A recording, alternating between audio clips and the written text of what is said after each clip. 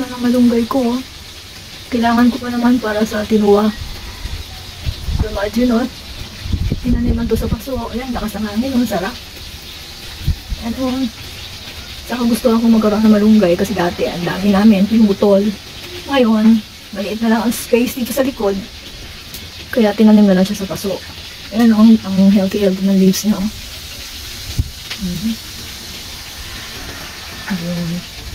Success din ang aking magpapatanim dito.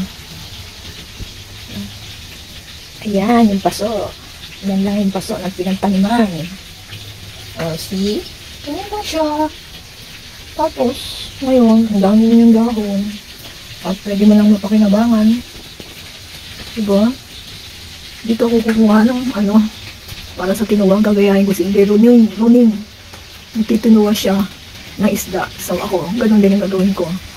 So, good luck. Mahuhulog ako dito. Meron kasing nagdahanaan na plastic. Teka, mga baby leaves pa to kaya kailangan konti lang naman kukunin ko, baka magtampo kasi bagong lang siya, bago usbong.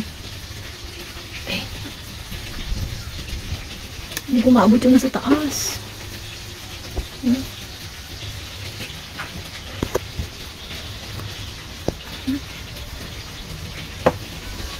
Ano ba yan?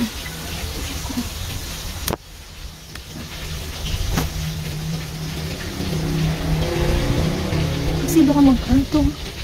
Kamahulog ako dito. Aray.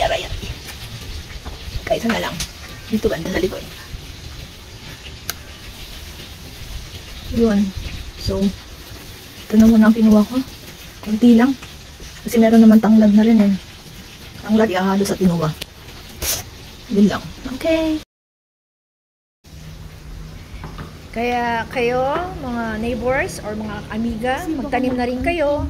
Kasi ang mahal naman ng gulay ngayon at saka mas maganda yung meron kang sarili din dahil walang fertilizer or pesticides. Kaya matatawag mo na organic. Kasi natural lang yung soil. Tapos, alam niyo naman sa probinsya, ang sarap talaga ng mga gulay doon, fresh na fresh. Masasabi mong healthy living ka kasi makukuha mo lang sa sarili mong bakulan ng mga gulay. No? So, ngayon, okay na lahat. Ito na yung finished product natin. Tinuwa with malunggay and tanglad. By the way, yung fish nito is tangigi slice. Okay.